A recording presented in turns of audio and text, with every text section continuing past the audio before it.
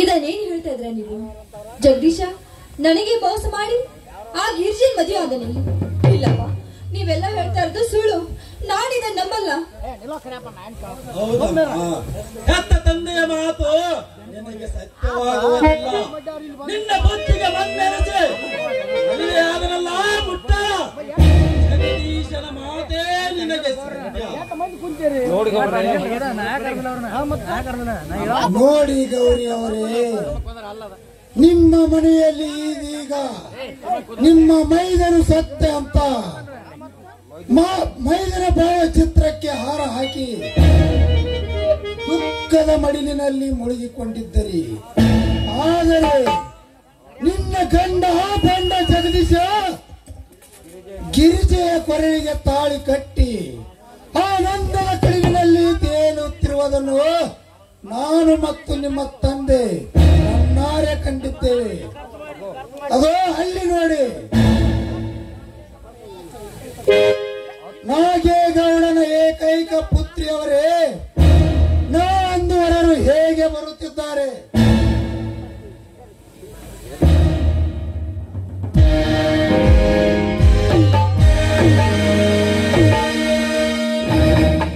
ಜಗದೀಶ್, ಇದೇನಿದು ನಾನು ನೋಡ್ತಾ ಇರೋದು?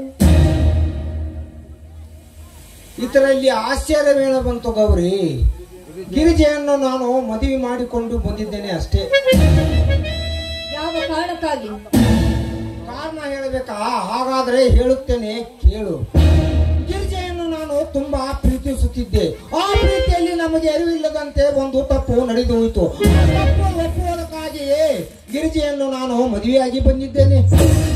ಹಾಗಾದ್ರೆ ನನ್ನನ್ನು ಪ್ರೀತಿಸಿ ಮದುವೆ ಆಗಿದ್ದು ನೈತಿಕವಾಗಿ ನಿಮ್ಮ ಅಪ್ಪನ ಸೊಕ್ಕು ಅಡಿಗಿಸಲು ಬುದ್ಧಿ ಕಲಿಸುವುದಕ್ಕೆ.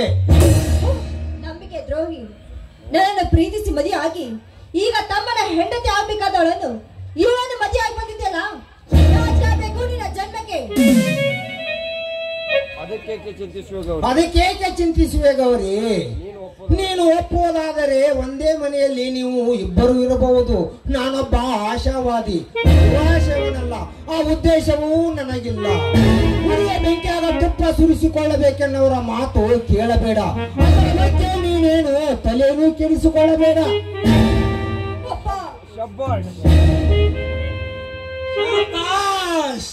ಕಡಿಗೂ ತೋರಿಸಿಬಿಟ್ಟಿಯಲ್ಲ ನಿನ್ನ ಕುತಂತ್ರ ಬುದ್ಧಿನ. ಅಮ್ಮರ ಅಪ್ಪರ ಎಷ್ಟು ತಿಳಿಸಿದ್ರೆ ಇಂಥ ದುಷ್ಟರ ಸಂಘ ಮಾಡಬೇಡ ಅಂತ ಎಲ್ಲಿ ಕೇಳ್ತಾರೆ? ಪ್ರೀತಿ ಮಾಡಿದನಂತ ಹೇಳಿ ಇವನ ಮೋಸದ ಬಲಿಗೆ ಬಲಿಯಾಗಿ ಬಿಟ್ರೆ ಈಗ ನೋಡ್ರೆ ಈ ಅನುಭವ ನೀವು ಅನುಭವಕ್ಕಾಗತ್ತೆ. ಮಗಳೇ ಮಗಳೇ ನಿನಗೆ ಮೊದಲೇ ಹೇಳಿದ್ದೆ. ಮಗಳೇ ನಿನಗೆ ಮೊದಲೇ ಹೇಳಿದ್ದೆ, ಇವರೆಲ್ಲ ಭಿಕಾರಿಗಳು, ನಮ್ಮ ಯೋಗ್ಯತೆಗೆ ತಕ್ಕವರು ಅಲ್ಲ ಅಂತ. ನೀನು ಕೇಳಲಿಲ್ಲ. ನೋಡು ಗೌರಿ, ಇದಕ್ಕಾಗಿ ನೀನು ಹೆದರಬೇಕಾಗಿಲ್ಲ. ಏನು ಮಾಡಬೇಕು ಹೇಳು? ತಂಡಾಗಿ ಕತ್ತರಿಸಿ ಬಿಡ್ತಾನ ನಿಮ್ಮಪ್ಪ. ನಾಗೇಗೌಡ, ಬಾಯಿ ಬಿಗಿ ಹಿಡಿದು ಮಾತನಾಡು. ಕತ್ತರಿಸಿಕೊಳ್ಳಲಿಕ್ಕೆ ನಾನೇನು ಕುರಿಯಲ್ಲ. ಇದು ನನ್ನ ಮನೆಯ ವಿಷಯ. ನನ್ನ ಮನೆಯ ವಿಷಯಕ್ಕೆ ನೀನೇನಾದರೂ ಬಂದರೆ ನಿನ್ನ ತಲೆ ನಾನು ಕತ್ತರಿಸಿ ಹಾಕಬೇಕಾಗುತ್ತೆ. ಹೊರಟು ಹೋಗಿಬಿಡು. ಏ ಜಗದೀಶ, ಗೌಡರಿಗೆ ಹೊರಟು ಹೋಗುವಂತ ಹೇಳೋ ಅಧಿಕಾರ ನಿನಗಿಲ್ಲ. ಮೊದಲೇ ಅದನ್ನು ನೀನು ತಿಳಿದುಕೋ. ಇಷ್ಟು ದಿನ ಏನೋ ನಮ್ಮ ಗೌಡರ ಮಗಳ ಗಂಡ ಎಂದು ಸುಮ್ಮನೆ ಇದ್ದೆ. ಆದರೆ ಅವರಿಗೆ ನೀನು ಇಂದು ಅನ್ಯಾಯ ಮಾಡಿದೆ ಅಂದ ಮೇಲೆ ನಿನ್ನ ಗುಟ್ಟಡಿಸುವ ಗೊತ್ತು ನನಗೆ ಚೆನ್ನಾಗಿ ಗೊತ್ತು. ಮಾತನಾಯ ಬಾಯನ್ನ ಎತ್ತರದ ಉತ್ತರ ಕೊಡಬೇಡ. ನನ್ನ ಮನೆಗೆ ಬಂದು ನನಗೆ ಹುಷಾರಂತ ಹೇಳ್ತೀಯ? ನಿನ್ನ ನಾಲಿಗೆಯನ್ನು ಕತ್ತರಿಸುವ ತಾಕತ್ತು ನನಗಿದೆ. ಏನು ನೋಡ್ತಾನೆ ಇರ್ತೇವೆ? ಈ ನಾಯಿಯನ್ನ ಯಾರಾಗೊಂದಿವತ್ತಾಗಲೇಬೇಕು. ಒಂದು ನನ್ನ ಮಗಳಿಗೆ ನ್ಯಾಯ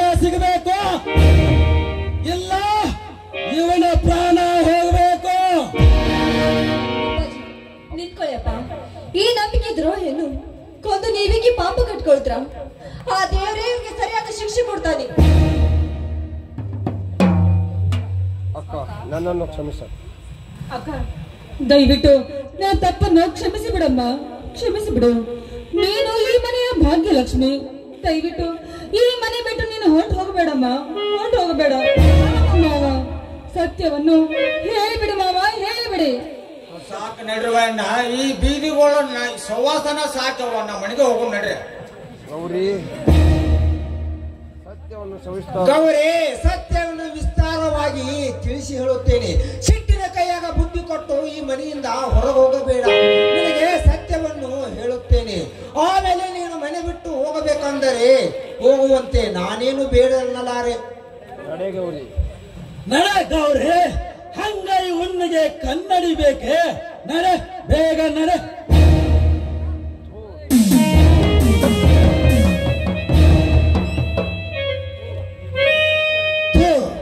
ನೀನೊಬ್ಬ ಸತ್ಯ ಹರಿಶ್ಚಂದ್ರನ ತುಣುಕು. ಜಗದೀಶ, ಅಂದು ನಿನ್ನ ಮದುವೆ ಸಂದರ್ಭದಲ್ಲಿ ಒಂದು ಮಾತು ಹೇಳಿದ್ದೆ, ಅದು ನಿನಗೆ ನೆನಪಿರಬೇಕು. ನಾಗೇಗೌಡನ ಮಗಳನ್ನು ನಿನ್ನಿಂದ ದೂರು ಮಾಡೇ ಮಾಡುತ್ತೇನೆಂದಿದ್ದೆ. ಅದು ಇಂದು ನೋಡಿದೆಯಲ್ಲ, ಬರ್ತೀನಿ ಬರ್ತೀನಿ ನಿನ್ನ ಗೌರಿಯ ಜೊತೆ.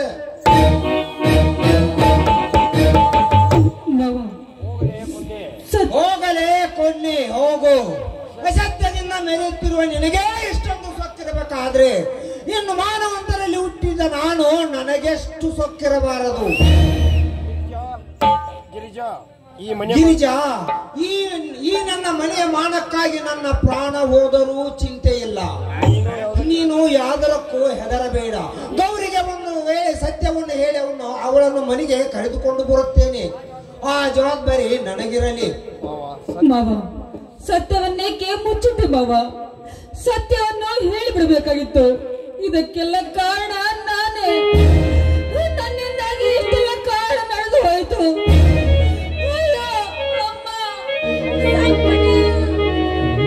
ಗೌರಿ ಏನಾಯ್ತು? ಏನಾಯ್ತು ಗೌರಿ? ಗೌರಿ, ಗಿರಿಜಾ ಏನಾಯ್ತಮ್ಮ? ಡಾಕ್ಟರ್ ಅಂತ ಹೋಗೋಣ.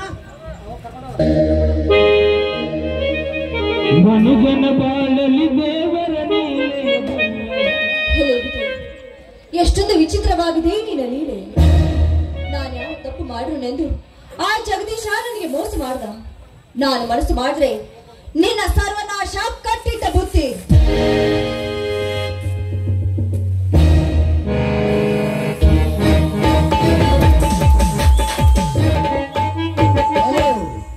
ಹತ್ತೂರಿನ ಒಡೆಯನಾದ ಗೌರಮ್ಮನ ಗೌಡ್ತಿ ಅವರೇ, ಗಟ್ಟಿನಲ್ಲಿ ನಿಲ್ಲುವುದನ್ನು ಬಿಟ್ಟು ಗಹನವಾಗಿ ನಿಂತಿರುವರಲ್ಲ, ಯಾವ ಚಿಂತೆಯಲ್ಲಿ ಮುಳುಗಿಕೊಂಡಿದ್ದೀರನ್ನೋದು ಕೇಳಬಹುದೇ? ಬೇರೆ ವಿಚಾರ ಏನಿದೆ? ನನಗೆ ಮೋಸ ಮಾಡ್ದ ಆ ಜಗದೀಶನ್ಗೆ ಯಾವ ಶಿಕ್ಷೆ ಕೊಡ್ಬೇಕು ಅಂತ ವಿಚಾರ ಮಾಡ್ತಾ ಇದ್ದೆ. ಅಯ್ಯೋ ಗೌರಮ್ಮನವರೇ, ಇದೇ ವಿಷಯವನ್ನು ವಿಚಾರ ಮಾಡುತ್ತಾ ಇದೀಗ 6 ತಿಂಗಳು ಕಳೆದು ಹೋದವು. ಆದರೆ ಅಲ್ಲೇ ನಿನ್ನ ಸೌತೆ ಗಿರಿಜೆ ಗಂಡು ಮಗುವಿಗೆ ಜನ್ಮ ನೀಡಿ ಮಹಾರಾಣಿಯಂತೆ ಮೆರೆಯುತ್ತಿದ್ದಾಳೆ. ಆ ನಿನ್ನ ಗಂಡನೊಂದಿಗೆ ಇಲ್ಲಿ ಮಾತ್ರ ನಿಮ್ಮನ್ನು ದುಃಖದ ನಡಿಲಿನಲ್ಲಿ ಮುಳುಗಿಸಿದ್ದಾರೆ. ಅವರ ಸುಖದ ಕನಸಿಗೆ ಭಂಗವಾಗಿ ನೀವು ಒಪ್ಪುವುದಾದರೆ ನನ್ನಲ್ಲೊಂದು ಉಪಾಯವಿದೆ. ಏನಂತೀರಿ? ಏನದು ಉಪಾಯ? Very simple. ಜಗದೀಶ ಮದುವೆ ಮಾಡಿಕೊಂಡು ಅವ್ರು ನಿಮಗೆ ಪೆಟ್ಟು ಕೊಟ್ಟಂತೆ ನೀವು ಒಂದು ಮದುವೆ ಮಾಡಿಕೊಂಡು ಅವನಿಗೆ ಪೆಟ್ಟು ಕೊಡಿ. ಇದನ್ನೇನು ಹೇಳ್ತಾ ಇದ್ರ ನೀವು? ಭಾರತ ನಾರಿ ಸಂಪ್ರದಾಯ ಬಿಟ್ಟು ಅಧರ್ಮದ ದಾರಿ ಅವರು ತುಳಿದಿದ್ದಾರೆ. ಅವರಂತೆ ನಾಡ್ ಮಾಡಿಕೊಂಡ್ರೆ ಧರ್ಮವಲ್ಲ.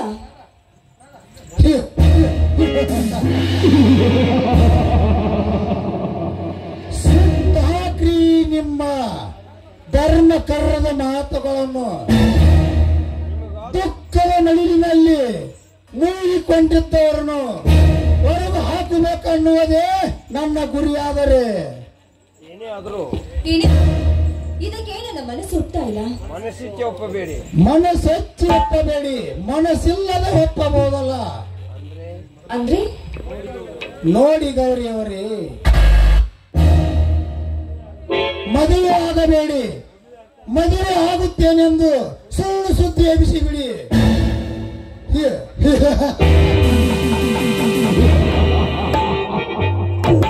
ಅಲ್ಲೇ ಗೊತ್ತಾಗುತ್ತೆ ಈ ಪ್ರತಾಪನ ಪಾಠ. ಹಾಗಾದ್ರೆ ಯಾವ ಪರಪುರುಷನನ್ನು ಆಯ್ಕೆ ಮಾಡ್ಕೊಳ್ಬೇಕು?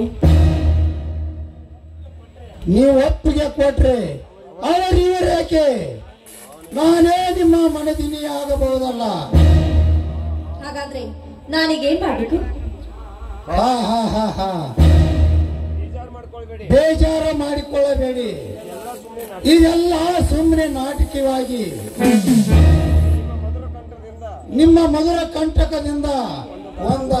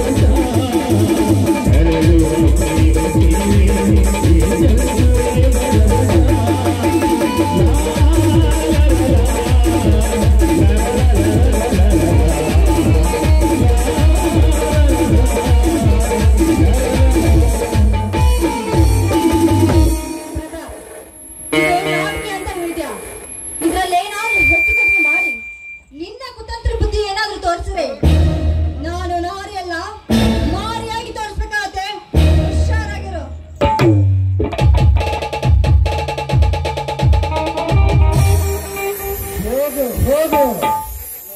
ಜಲಗಾರ್ತಿ ಗೌಡನ ಮಗಳಲ್ಲವೇ ನೀನು?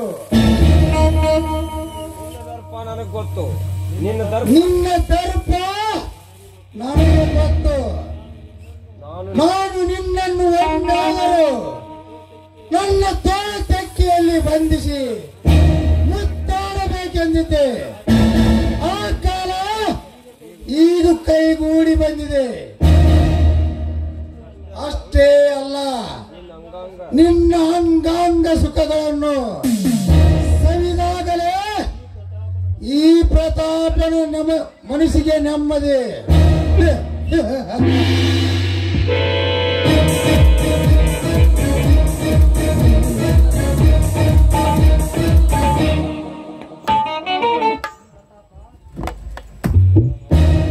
ಪ್ರತಾಪ, ಶರವೇಗದಿಂದ ಸಾಗುತ್ತಿರುವ ಆಯುಷ್ಯದ ಬಹು ಸವಿದಿನಗಳ ಲೆಕ್ಕ ಮನಸ್ಸಿನಲ್ಲಿದ್ದರು ಬದುಕಬೇಕೆಂಬ ಒಡಲಿಗೆ ಅವುಗಳನ್ನವೂ ಸಹ ರುಚಿಸದಂತಾಗಿದೆ. ಆದರೆ ಆ ಗಿರಿಜೆಯ ಅಂಗ ಸುಖವನ್ನು ಸವಿಯಬೇಕೆನ್ನುವ ಆಸೆ ನಿರಾಸೆಯಿಂದ ನಿತ್ರಾಣವಾಗಿದೆ. ಹಾಗಾದರೆ ನಾವು ಹಾಡಿದ ಮಾತಿನಂತೆ ಮಾಡಿ ತೋರಿಸುವುದು ಯಾವಾಗ? ನನ್ನ ಆಸೆ ಈಡೇರುವುದು ಯಾವಾಗ? ಸಮಾಧಾನ ಗೌಡ್ರೆ, ಸಮಾಧಾನ. ಸರ್ವಸಿದ್ಧಿಗೆ ಶಾಂತಿ. ಮತ್ತಂತೆ ಇಷ್ಟು ದಿನ ಆ ಗಿರಿಜೆ ತಡೆಯಲು ಬರುತ್ತಿರಲಿಲ್ಲ. ಯಾಕೆಂದರೆ ಆ ಗಿರಿಜೆ ಹೊಟ್ಟೆಯಲ್ಲಿ ಒಂದು ಕೂಸು ಇತ್ತು. ಆ ಕೂಸು ಇಂದು ತೆರೆಗಿಳಿದೆ ಬಂದಿದೆ. ತಡೆಯಲು ಸಾಧ್ಯವಿದೆ. ಆದರೆ ಪ್ರತಾಪ್, ಯಾಕಂದ್ರೆ ಅವಳು ಒಂದು ಮಗುವಿನ ತಾಯಿ. ಯಾಕೆಂದರೆ ಅವಳು ಒಂದು ಈಗ ಮಗುವಿನ ತಾಯಿ. ಮೇಲಾಗಿ ನಿಮ್ಮ ವೈರಿ ಇಟ್ಟುಕೊಂಡ ಹೆಂಡತಿಯೋ ಅಥವಾ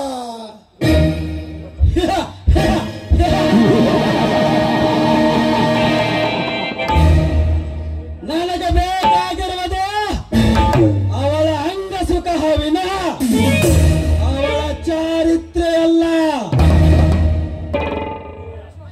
ಅವಳ ಬಿಸು ಅಪ್ಪಿಗೆ ಆಲಿಂಗನ.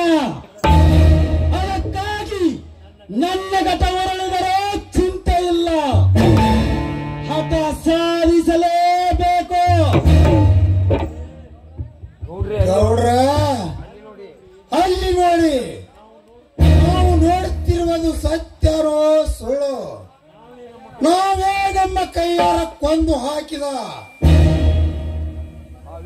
ಮತ್ತೆ ಆ ಮರಳಿ ಮತ್ತೆ ಬರುತ್ತಾ ಇದ್ದಾನೆ. ಅದೆಂದಾದರೂ ಸಾಧ್ಯವೇ? ಈಗ ಏನ್ ಮಾಡ್ತೀವೋ ಪ್ರತಾಪ? ಗೌಡ್ರೆ, ಈ ಪ್ರತಾಪ್ ಇರುವವರೆಗೂ ನೀವು ಹೊಂದಬೇಡ. ಬರ್ಲಿ ಬರ್ಲಿ. ವಿದ್ಯೆ ವಿಷಯಕ್ಕೆ ಬಣ್ಣ ಹಚ್ಚಿ ಹಕ್ಕಿಯ ಪುಕ್ಕಗಳನ್ನು ಕಟ್ಟಿ ಅದೇ ವಿಷಯಕ್ಕೆ ಅದೇ ಬಣ್ಣ ಹಚ್ಚಿ ಬೆಳೆಸಿದರಾಯ್ತು.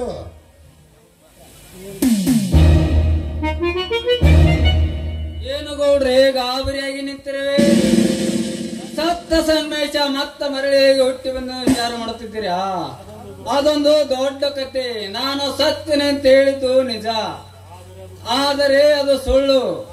4 ಜನ ರೌಡಿಗಳು ಬಂದು ನನ್ನ ಕಾರ್ ಆಕ್ಸಿಡೆಂಟ್ ಮಾಡಿ ನನ್ನ ನದಿಯಲ್ಲಿ ದೂಕಿ ಬಿಟ್ಟರು. ಆಗ ನಾನು ಮೀನುಗಾರಿ ಕೈಗೆ ಸಿಕ್ಕು 6 ತಿಂಗಳ ಪ್ರಜ್ಞೆ ಇರಲಿಲ್ಲ. ಆ ನಂತರ ನಾನು ಪ್ರಜ್ಞೆ ಬಂದ ನಂತರ ತಕ್ಷಣ ಅವರಿಗೆ ಇದ್ದ ವಿಷಯ ಹೇಳಿದೆ. ಅವಾಗ ನನ್ನನ್ನು ಅವರು ಮೆಟ್ರಿಕ್ ಟ್ರೈನಿಂಗ್ ನಲ್ಲಿ ಹೋಗಿ ಅವರು ಮುಂದೆ ನಿಲ್ಸಿದ್ರು. ಹಾಗೂ ನಿನ್ನ ತಮ್ಮ ಸತ್ತಿದ್ದಾನ ಸಂಗಮೇಶ ಅಂತ ಹೇಳಿ ವಿಷಯ ತಿಳಿಸಿದ್ದಂತ ವಿಷಯ ಹೇಳಿದರು. ಗಾಬರಿಯಾಗಿ ನನ್ನ ಅಣ್ಣ ಅತ್ತಿಗೆ ಅವರು ಹೇಗಿದ್ದಾರಂತ ನೋಡಲು ಹಾತುರದಿಂದ ಓಡೋಡಿ ಬಂದೆ. ಸಂಗಮೇಶ, ನೀ ಸತ್ತ ವಿಷಯ ತಿಳಿದು ನಮಗೆ ಭಯಂಕರ ದುಃಖ ದುಃಖವಾಯಿತು. ಸಂಗಮೇಶ, ದೇವರ ದಯದಿಂದ ನೀನು ಬದುಕಿ ಬಂದಿದ್ದು ನಮಗೆ ತುಂಬಾ ಸಂತೋಷನೇ. ಆದರಿಂದ ಏಕೆ ಅರ್ಧಕ್ಕೆ ನಿಲ್ಲಿಸೇ ಪ್ರತಾಪ್? ಸಂಗಮೇಶ, ನೀವು ಬದುಕಿ ಬಂದಿದ್ದು ನೀನು ಸತ್ತಿದ್ದರೆ ಎಷ್ಟೋ ಚೆನ್ನಾಗಿತ್ತು. ಬದುಕಿ ಬಂದು ನಿಮ್ಮ ಅಣ್ಣನ ಕರ್ಮ ಧರ್ಮವನ್ನು ನಿನ್ನ ಕಣ್ಣಾರೆ ನೋಡುತ್ತೀಯಲ್ಲ. ಏನಿದು ನಿನ್ನ ಮಾತಿನ ಅರ್ಥ? ನನ್ನ ಅನ್ನ ಹತ್ತಿಗೆ ಏನಾದರೂ ನಿಮ್ಮ ಕುತಂತ್ರ ಬುದ್ಧಿಯಿಂದ ಏನಾದರೂ ತೊಂದರೆ ಕೊಟ್ಟಿದ್ರೆ ಏನೋ ಮಾತು? ಸಂಗಮೇಶ, ಈಗ ಎವರಿದರೂ ಏನೋ ಪ್ರಯೋಜನವಿಲ್ಲ. ಪ್ರತಾಪ ಹೇಳುವುದನ್ನು ವಿಸ್ತಾರವಾಗಿ ಕೇಳು. ಹೇಳು ಪ್ರತಾಪ್, ನನಗೆ ಏನಾದರೂ ತೊಂದರೆ ಕೊಟ್ಟಿದ್ರೆ ಏನೋ ಮಾತು? ಸಂಗಮೇಶ, ನಿನ್ನ ಸಾವಿನ ಸುದ್ದಿ ಕೇಳಿ ನಿಮ್ಮನ್ನ ಎದೆ ಹೊಡೆದುಕೊಂಡು ಸತ್ತನೆಂದು ನೀನು ತಿಳಿದಿರಬೇಕು. ಆದರೆ ಅದು ನಿನ್ನ ಭ್ರಮೆ. ಸಂಗಮೇಶ, ಯಾವ ಬಾಯಿಂದ ಹೇಳಲಿ? ನೀ ಸತ್ತ ಸುದ್ದಿ ಕೇಳಿದ ಮರುಕ್ಷಣವೇ ನಿಮ್ಮಣ್ಣ ಮಾಡಿದ ನಾಟಕ, ನೀನು ಪ್ರೀತಿಸಿದ ಆ ಕಿರ್ಚೆಯನ್ನು ತನ್ನ ಹೆಂಡತಿಯನ್ನಾಗಿ ಮಾಡಿಕೊಂಡು ಅವರ ಕೈಗೆ ಒಂದು ಮಗುವನ್ನು ಕೊಟ್ಟಿದ್ದಾನೆ. ಹಾಗೆ ಗೌರಿಯನ್ನು ಮನೆ ಬಿಟ್ಟು ಹೊರಗೆ ಹಾಕಿದ್ದಾನೆ. ಏ ಪ್ರತಾಪ, ಏನು ಹೇಳ್ತಿರೋ ನೀನು? ಹೌದು ಸಂಗಮೇಶ, ನಾ ಹೇಳುತ್ತಿರುವುದು ಸತ್ಯ. ಹೌದು ಸಂಗಮೇಶ, ನಾನು ಹೇಳುತ್ತಿರುವುದು ಸತ್ಯ. ನಿನ್ನನ್ನು ಮಿಲಿಟರಿಗೆ ಕಳಿಸಿ ನೀ ಪ್ರೀತಿಸಿದ ಗಿರಿಜೆಯನ್ನು ನಿನ್ನೊಂದಿಗೆ ನಿಮ್ಮಣ್ಣ ಆಡುವ ಕಾಮದ ಆಟವನ್ನು ನೀನೇ ನಿನ್ನ ಕಣ್ಣಾರ ನೀನೇ ಮನೆಗೆ ಹೋಗಿ ಕಾಣು. ಹೌದು ಸಂಗಮೇಶ, ಬಂಗಾರದಂತ ನಿನ್ನ ಅತ್ತಿಗೆ ಗೌರಿಗೆ ನಿನ್ನನ್ನ ಮೋಸ ಮಾಡಿಬಿಟ್ಟ. ನನ್ನ ಮಗಳು ನಿನ್ನ ಸಾವಿನ ಸುದ್ದಿ ಕೇಳಿ ಹುಚ್ಚಿಯಾಗಿ ನನ್ನ ಮನೆ ಸೇರಿ ಬಿಟ್ಟಳು. ಅಣ್ಣ, ಕಣ್ಣಿಗೆ ಕಾಣುವ ದೇವರಕ್ಕಿಂತ ಇದರಿಗೆ ಇರೋ ದೇವರಂತೂ ನೀನೇ ಭಾವಿಸಿದ್ದೆ. ನೀನು ಈ ನಿನ್ನ ತಮ್ಮನಿಗೆ ದ್ರೋಹ ಬಗೆದಿದ್ದು ನಿಜವಾದರೆ ನಾನು ನಿಮ್ಮ ಸಂಘ ಬಸವೆ. ಇಲ್ಲದಿದ್ದರೆ ಒಳ್ಳೆ ಬಂದು ನಿಮ್ಮಿಬ್ಬರನ್ನು ಸುಟ್ಟಾಕಿ ಬಿಡುವೆ ಬರುತ್ತೇನೆ.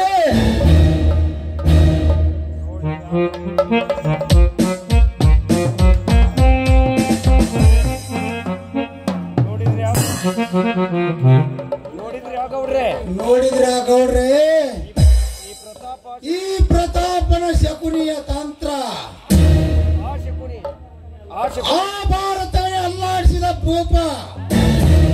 ಆದರೆ ಈ ಪ್ರತಾಪ್ ಜಗದೀಶನ ಜೀವನವನ್ನೇ ಶೈಲಿಯನ್ನು ಬರೆದ ಭೂಪ.